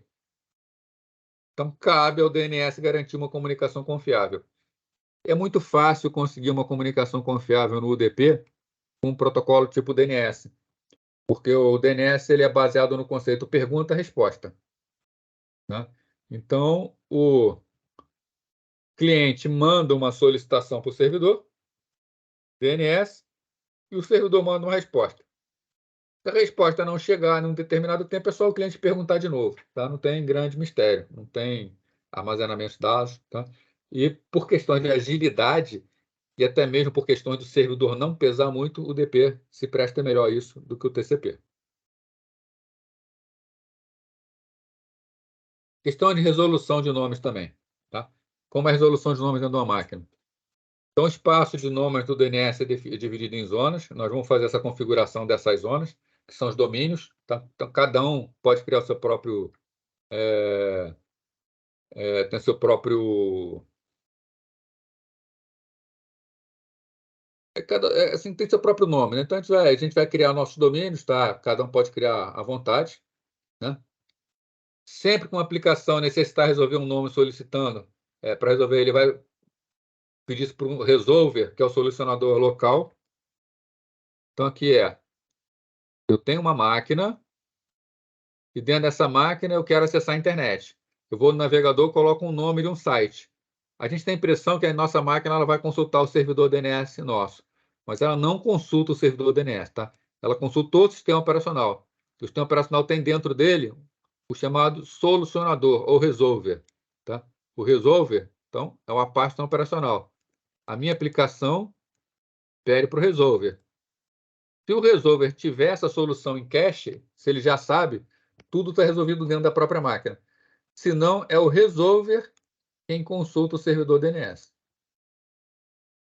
E aí a tradução vai acontecer conforme a gente vai ver mais adiante. Tá? Então, sempre que uma aplicação quer resolver um nome, ele solicita localmente, e é o solucionador, né, o resolver, quem repassa para o DNS, se for o caso. O DNS tem 3 componentes principais. Registro de recursos armazenados em um banco de dados distribuídos. Cada servidor DNS responde por um domínio diferente. Tá? Então, por isso que ele é um banco de dados distribuído, né? São vários servidores e é um grande banco de dados separado por várias máquinas. Servidores de nome responsáveis pela manutenção de zonas específicas é o que a gente vai configurar. Tá? A gente colocar um servidor para responder para uma zona que a gente vai criar, nossa. Tá? E os solucionadores, os resolvers em execução nos clientes. Tá? Então, os servidores DNS, o resolver e um grande banco de dados distribuído. Bom, quando o solucionador solicita a resolução de um nome ao servidor DNS, o que pode acontecer? Vamos supor, o servidor DNS é o responsável pela zona. Né? Então, nosso cliente pediu para o servidor DNS responder. Aquele servidor DNS ele responde, ele conhece aquela zona, ele está configurada nele. Tá? Ele simplesmente devolve aquilo que é solicitado. Agora, se o resolver pede para o servidor DNS, e o servidor DNS não é o responsável pela zona, mas ele já resolveu antes, então ele tem cache. Da mesma forma, ele só manda a resposta para o resolver. Tá? Agora, se o servidor DNS não é o responsável pela zona e ele não possui aquela zona em cache, ele vai realizar uma busca para resolver isso aí. Tá? Essa busca a gente vai ver como é feita, tá? Mas a gente já pode fazer uma afirmação aqui, ó. Nenhum servidor DNS isolado tem todos os mapeamentos para todos os hospedeiros na internet. Tá? É impossível isso daí. Tá? Então, os mapeamentos eles são divididos por vários servidores DNS. Nós temos os chamados servidores raízes, que é onde começa toda a resolução da internet. Aí nós temos servidores de nome .com, org, edu. Temos vários servidores de primeiro nível. Tá? E aí nós vamos descendo nos níveis, conforme vai descendo o nível, a gente tem mais servidores. Tá? Professor, Oi. quem mantém esses servidores da DNS, no caso? São as próprias empresas ou são organizações que mantêm? O raiz é a IETF, tá? É Internet Engineering Task Force. É um órgão mantido pela internet, tá? O comitê. São 13 servidores raízes, que é o início de tudo do DNS. Tá? Os de segundo nível, normalmente existem instituições nos países que são responsáveis por eles. Por exemplo, aqui no Brasil, né, você tem o domínio BR aqui no Brasil, tá? Ó, .br. Tá? O responsável por eles, tá, é o NIC-BR no Brasil, que é o órgão que está vinculado à FAPESP, que é a Fundação de Amparo à Pesquisa do Estado de São Paulo. Tá? Começou na FAPESP, eu não sei te dizer agora se recentemente mudou para o governo federal ou não. Eu acho que não. Mas o responsável aqui no Brasil é o nick.br. Né? Isso aqui, ó, nick.br. Isso aqui é um órgão mantido pelo governo, ele é responsável pelo domínio BR. Ele também é responsável pelo domínio .com.br, .edu.br. Tá? Então, no primeiro nível, é um órgão da internet que cuida, o IETF. No segundo nível, você normalmente, tá? Por falar quase 100%, são órgãos governamentais que cuidam. Aí, do terceiro nível para baixo, é a própria empresa. Tá? Por exemplo, uva.br, o domínio uva.br. Domínio uva.br, na verdade, é esse domínio aqui, ó, que ninguém escreve assim, né? É uva.br, mas formalmente tem um ponto final. Esse ponto final aqui é um servidor raiz. Esse ponto .br aqui está no nick BR. E o UVA é responsabilidade da Veiga de Almeida manter esse servidor. Tá? Responsabilidade dela não quer dizer que ela tecnicamente tem que manter, ela pode pagar uma outra empresa para manter. Mas a responsável por esse domínio é a Veiga de Almeida. Tá? Respondeu a pergunta, não? Sim, está respondido. Tá, então beleza. O Arthur está botando o VDUBR, né? Esse é o domínio antigo, né? Eu não sei se ainda funciona, mas se funcionar também, mantém os dois. O domínio é barato. A última vez que eu vi estava R$ 50 por ano para manter um domínio. Tá? Então, é bastante barato. Para uma empresa, então, manter 3, 4, 5 domínios é irrisório.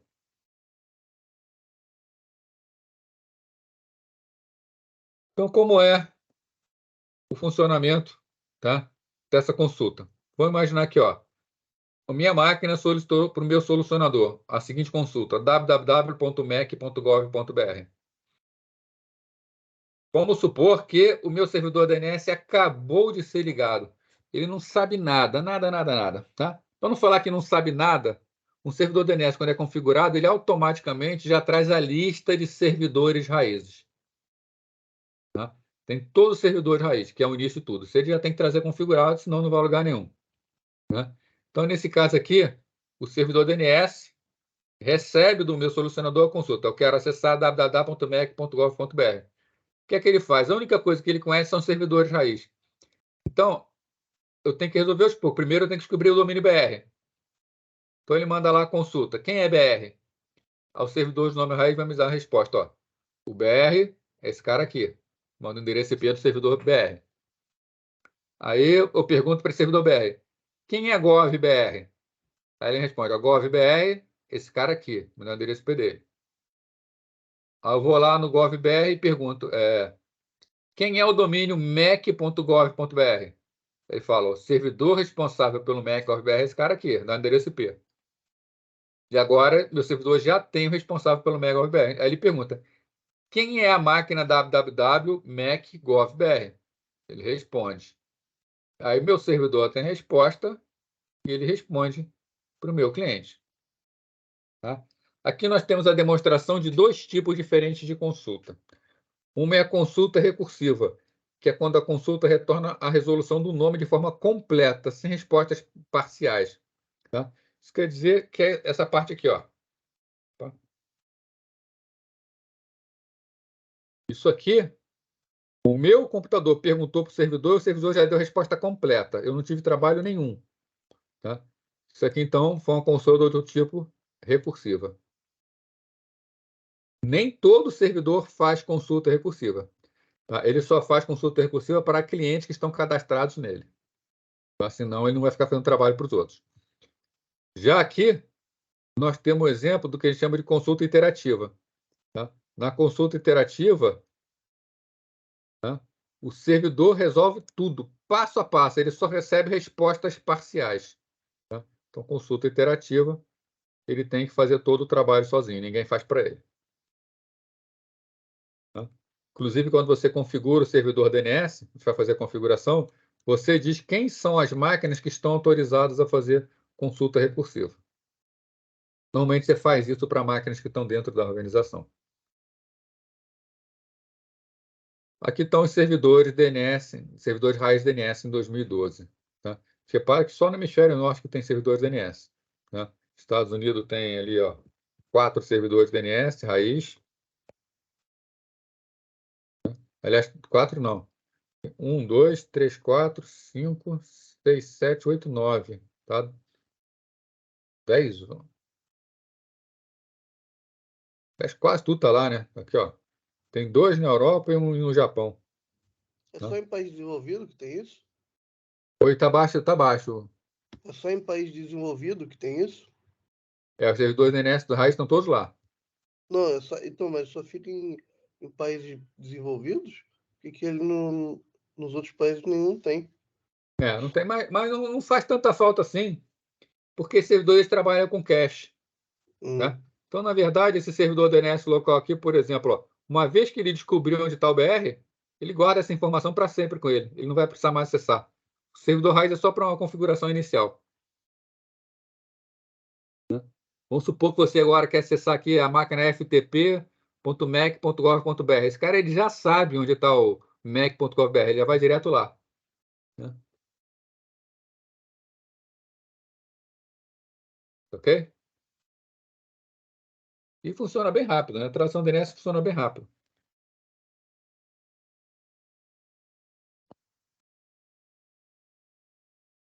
Bom, gente, aí tem o DHCP aqui. Tá?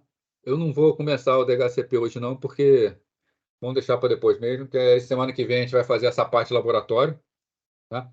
Esse final de semana mesmo eu vou colocar para vocês, hoje não vou conseguir, tá? Mas amanhã eu vou disponibilizar o link para vocês, se alguém que já quiser fazer, já faz o download do Windows Server, que na semana que vem a gente vai fazer a instalação do Windows Server, a instalação do DNS, vai fazer a configuração do DNS, e se der tempo a gente já começa inclusive a ver a parte teórica do DHCP.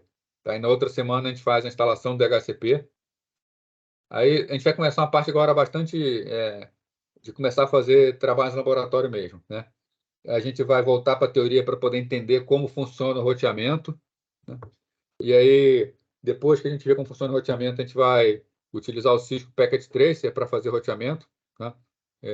Aí vocês vão instalar também o Cisco Packet Tracer. Né? E vai ter trabalho também com o Cisco Packet Tracer para a nota da segunda prova. Tá? É um trabalho bastante interessante, tá? Quem gosta de rede, quem quiser seguir nessa carreira de rede, ou então até curioso de rede mesmo, quiser aprender sobre rede, o Packet Tracer é fenomenal. Né? Ele é um excelente simulador.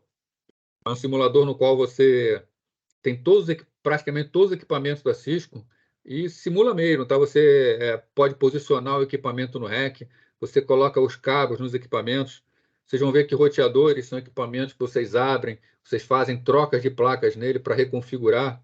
Então você tem que no simulador, você troca a placa no roteador, coloca placa de fibra ótica, placas Wi-Fi. Tá? Se você tentar trocar a placa com ele ligado, ele vai te dar uma bronquinha. Não, você tem que desligar primeiro, você tem que desligar o equipamento, você faz a troca de placas, aí você liga o equipamento, tem que esperar o equipamento dar boot. Tá? Então, é o Cisco Packet Tracer. Né? Eu vou ver se já boto também o link logo para vocês. Esse aqui, ó.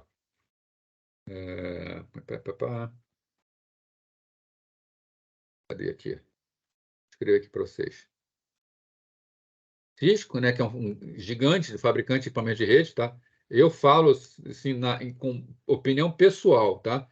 Melhor fabricante que tem, tá? Acho melhor fabricante. Os equipamentos deles são excelentes, software deles excelente, tá? Para parte de rede. Então é o Cisco, né, que é a marca, aí Packet, né, de pacote, Packet e Tracer de rastreador, tá? Porque a gente monta a rede com eles, monta uma grande rede, bota celulares, impressoras, computadores, roteadores, switch, parte do Wi-Fi, que a gente simula uma rede funcionando, analisa os pacotes que estão passando pela rede. Às vezes, quando ele promove uma perda de pacote, para a gente ver como funciona. Tá? Tem uma parte de layout também que a gente também vai explorar. Tá? E Cisco Packet Tracer, eu vou botar o roteiro também esse final de semana para vocês poderem fazer o download dele. Porque, apesar dele ser gratuito, ele é gratuito para quem faz o curso da Cisco. Tá?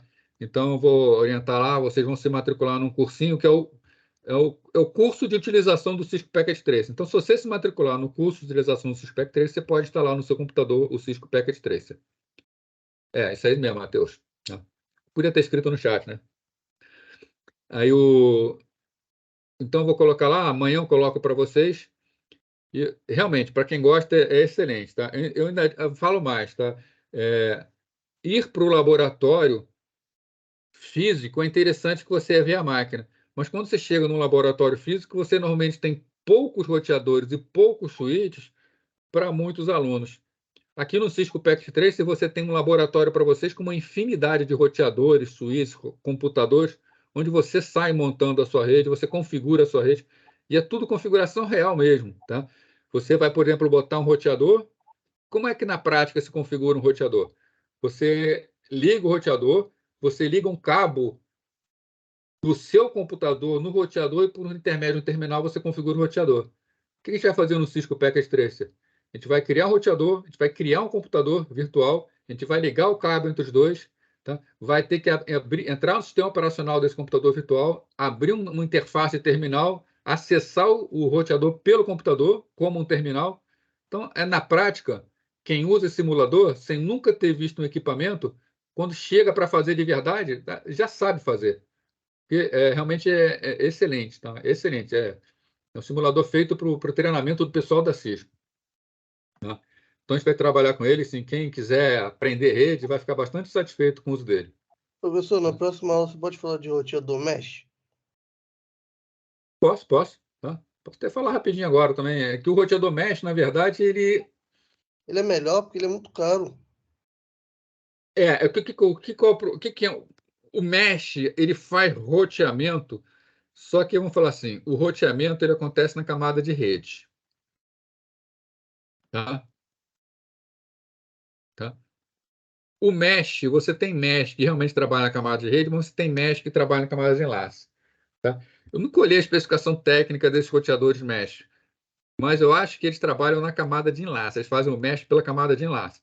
Isso não importa por qual camada seja. Tá? O que acontece é o seguinte, eles fazem tudo de forma automática. A gente vai também ver como a gente faz com o roteamento dinâmico, mas ele é um facilitador.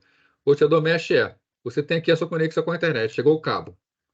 Aí você coloca um roteadorzinho aqui, né? Se os seus roteadores são roteadores mesh, a grande novidade deles, né? Vamos supor que você tem roteadores normais na sua casa. Vamos supor, você vai botar os roteadores aqui na sua casa, ó, tá? Ou na empresa, ou em qualquer lugar. Você botou roteadores aqui. Você ou vai ter que ligar eles via cabo para facilitar, que no final das contas é a melhor opção, tá? Não é a mais fácil, mas é a melhor, porque passar cabo às vezes não é fácil dentro de casa, tá? Ou você vai ter que configurá-los para dizer quem se liga em quem. O roteador mesh, o que acontece? Quando você liga ele, todos eles se encontram. Vamos supor que todos possam se encontrar. Então, todos conseguem falar com todos. Eles conseguem medir automaticamente o sinal de forma que esse cara aqui ele percebe que o sinal mais forte próximo a ele é esse aqui. Então, ele se liga nesse. Esse cara aqui, ele percebe que os dois próximos a ele são esses dois aqui. Tá? Estão vendo o cursor se mexendo ou não? Sim, sim. Então, ele percebe que são os dois. Ele pode ligar nos dois. Mas ele conversa com os dois e ele sabe que quem tem a saída para a internet é esse aqui. Que ele vai conseguir a saída por intermédio desse. Ele pode até ter também visada para esse aqui. Mas como o sinal aqui pode estar muito fraco e vai ter muita perda, o que esse cara faz? Ele se liga nesse aqui automaticamente. Esse aqui ele pode até pegar os outros três, mas ele se liga com a maior potência dele. Tá? Aí você pode ter um outro aqui, por exemplo, ele automaticamente se liga nesse aqui. Então, equipamentos mesh, você sai espalhando eles por um ambiente, eles automaticamente encontram um caminho que seja o melhor caminho, em termos principalmente em termos de potência de sinal do Wi-Fi, tá? Vazão e tudo mais. Né?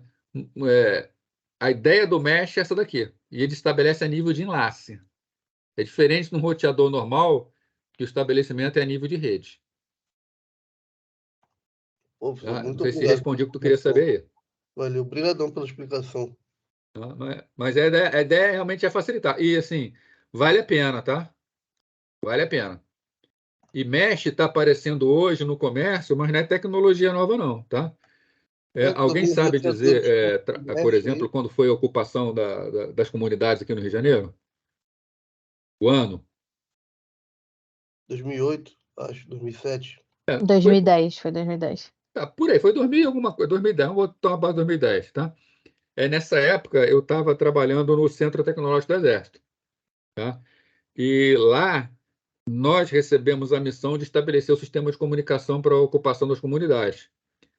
Nós colocamos roteadores mesh nas comunidades, né? Claro que não era esse roteador mesh para botar em casa, né? Um roteador mesh que cobria área de quilômetros.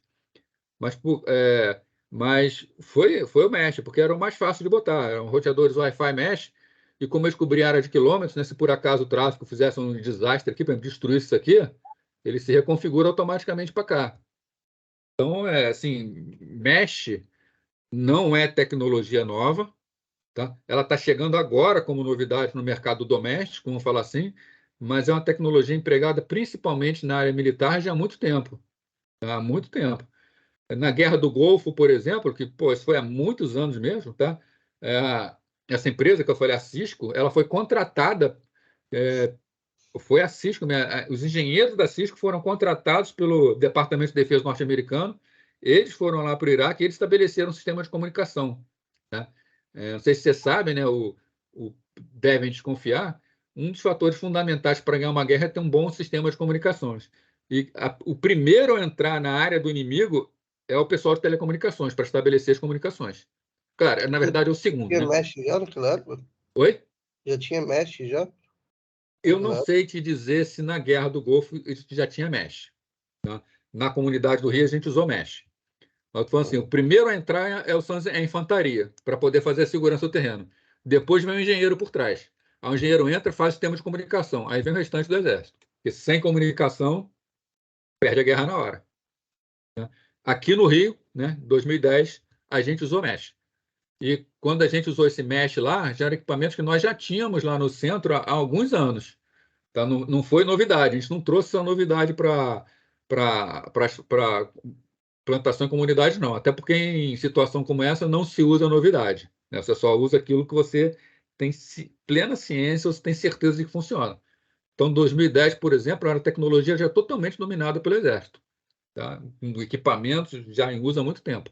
Porque eu fui na Promo Info e estava vendo os roteadores mesh lá, que era novidade, eu queria saber o que era. É o que eu estou falando, é novidade para o mercado doméstico, né? Porque assim, barateou muito, mas mesmo assim o barateou, né? A gente está falando o quê? Existe mais barato. A gente está falando de um bom roteador, né? Não um excelente, mas um bom roteador de R$ 400, né? É, Se você levar em conta que você compra roteadores aí por R$ 80, é uma pancadinha. E muda muito a velocidade da internet? Assim, vai influenciar, Porque meu apartamento é muito grande, aí às vezes eu fico sem internet aqui no quarto. vai influenciar localmente. Eu não sei como é a sua casa, tá? Mas assim, se você tem paredes que são problemáticas, paredes que atrapalham muito uma transmissão, por exemplo, lá em casa, o cara, quando fez a minha casa, que eu comprei, acho que o cara era fanático por cimento, tá? A parede ela tem tijolo e depois tem quase a mesma espessura de cimento. Isso Caraca. é péssimo. O sinal, o Wi-Fi lá em casa passa muito mal, né? Então, o que eu fiz em casa? Eu passei cabo entre os roteadores. Eu não quis usar mesh, tá? Eu passei cabo mesmo nos dutos e eu ligo os roteadores por cabos. E aí, aí lá o roteadorzinho ele faz o Wi-Fi dentro da área dele, né? Quando é viável, é a melhor opção. Quando Aqui você meu pai não não quer deixar consegue botar passar cabo. cabo na sua casa, Meu pai uma não quer outra deixar opção que eu botar. acho melhor do que o mesh, tá? Assim, novamente, quando você tem paredes que atrapalham muito, quando você tem, por exemplo, numa área de uma cozinha, que você tem azulejo, que é bastante ruim, quando você tem uma casa de 2 andares, que o sinal vai ter que atravessar a laje na diagonal, né? Existe um equipamento, não sei se vocês conhecem, chamado PLC, né?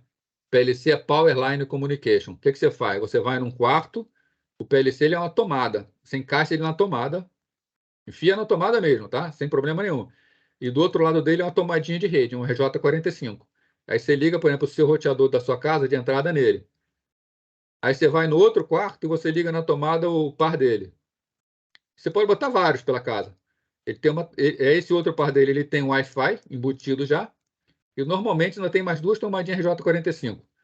Aí pela linha da casa, né, você consegue transmitir esse PLC aí. Você usa a energia elétrica da casa para transmitir a rede. Né? É uma opção melhor do que fazer mesh quando você tem a necessidade de como é que falar? De transmitir dados, né? Porque aqui vai no fio sem problema. Né? Ele tem os probleminhas dele, claro. Né? Primeiro, a última vez que eu vi, a velocidade dele era limitada a 600 megabits por segundo. E eu acho uma velocidade razoável para você ter. Né? Outra coisa é que se você ligar um liquidificador na mesma fase, por exemplo, tá? Enquanto o liquidificador estiver ligado, vai atrapalhar a comunicação em rede nesse momento. O nome dele é PL, desse aparelho? PLC, é Power Line Communication. Então, vou botar aqui no chat. Né? Mas tem que ter alguma tomada específica para isso? Só precisa que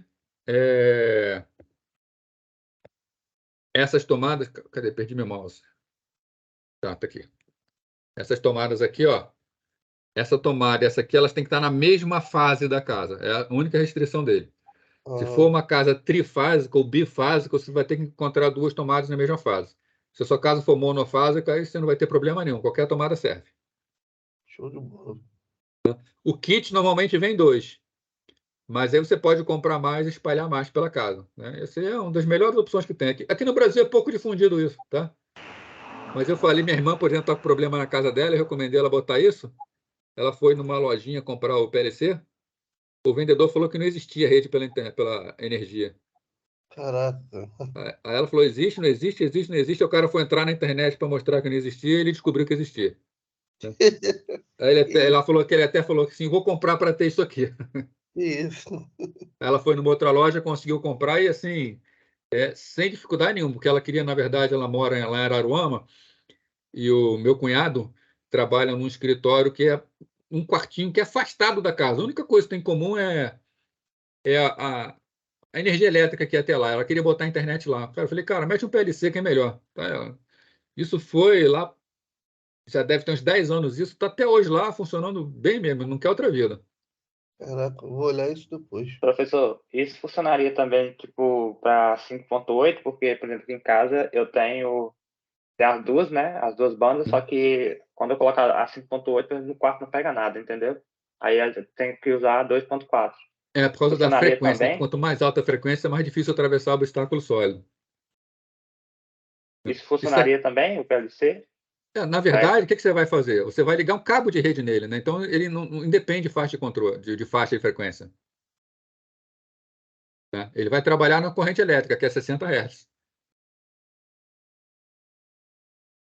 Né? Entendi. Tá? E aqui, eu não vi ainda, tá? Mas há muito tempo que eu não dou olhada nas especificações, tá? Você vai ter que ver qual é o Wi-Fi que está aqui do outro lado. Normalmente ele trabalha na faixa do 2.4 mesmo.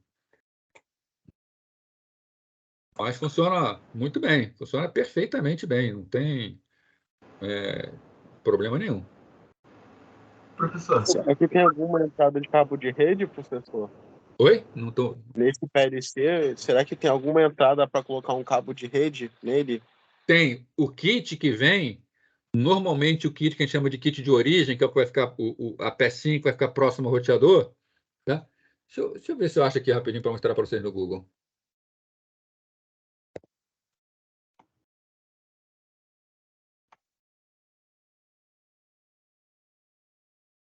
Eu botei PLC, apareceu um monte de coisa, menos o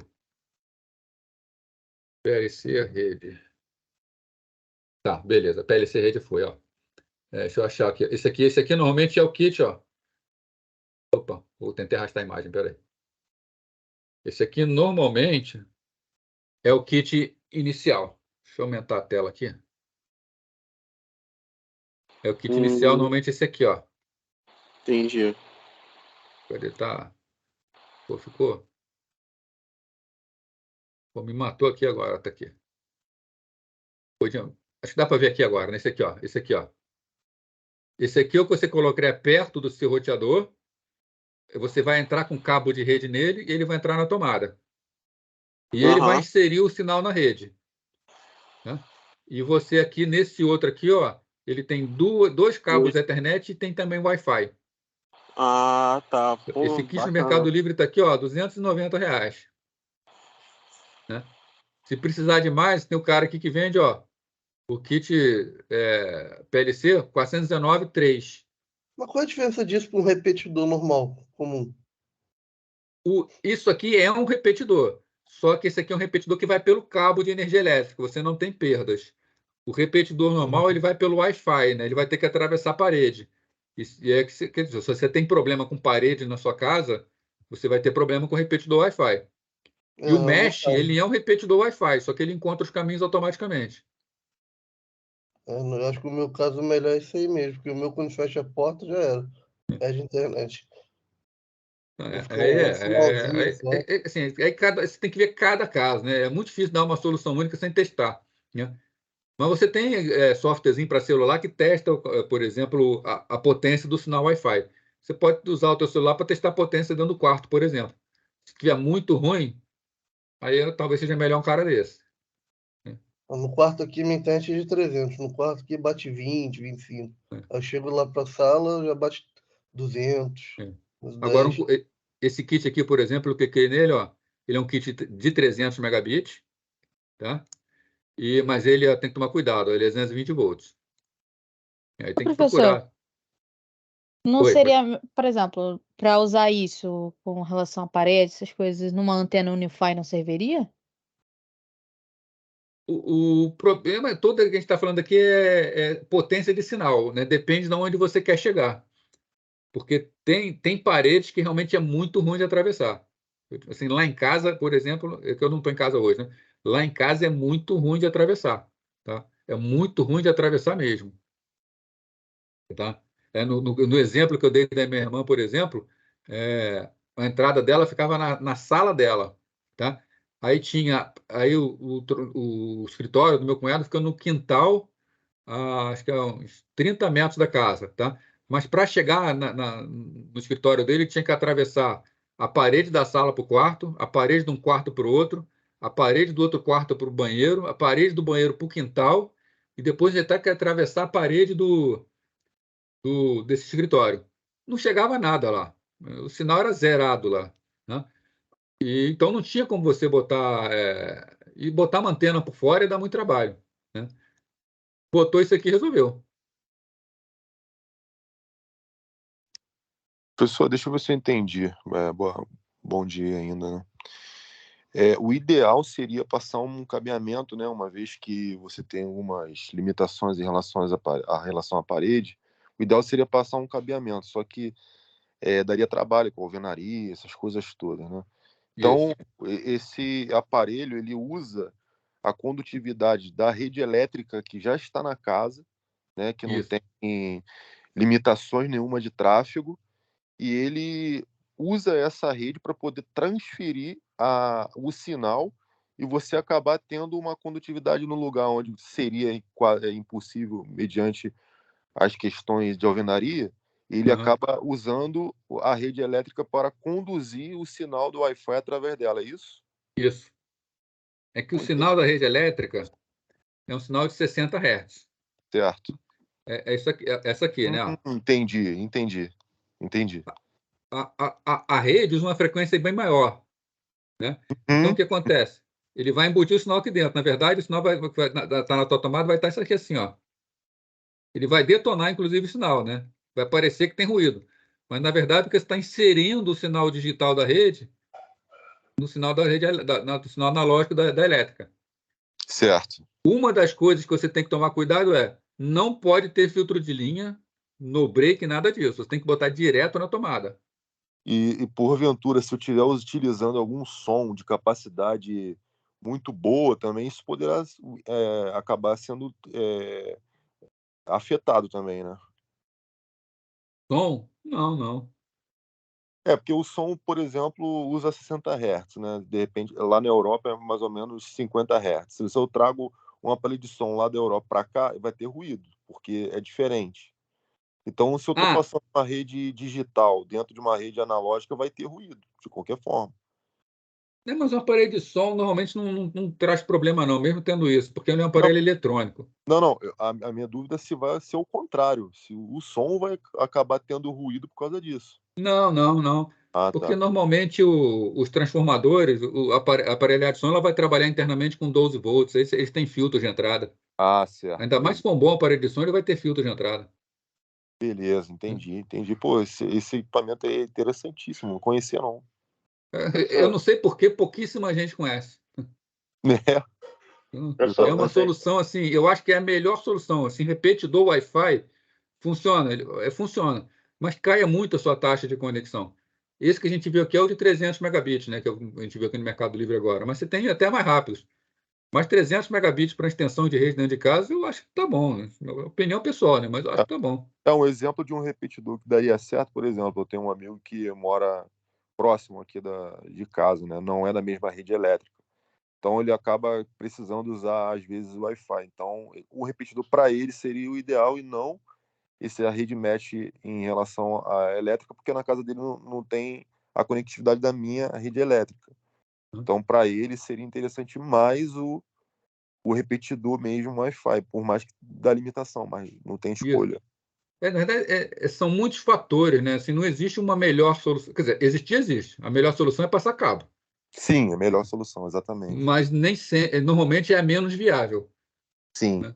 O resto, como você falou, vai depender muito da utilidade de cada um, do layout da casa, inclusive. Né? Uma casinha pequena, por exemplo, com parede fina, bota Wi-Fi, mais fácil. Uhum. Show, professor. Muito obrigado aí. Nada. Tem mais alguma coisa, pessoal, que pode ajudar aí?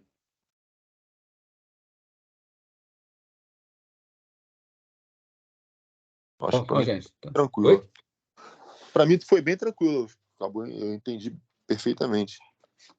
Então, beleza. Então, semana que vem, né, repetindo, amanhã eu vou ver se eu boto os links todos para vocês.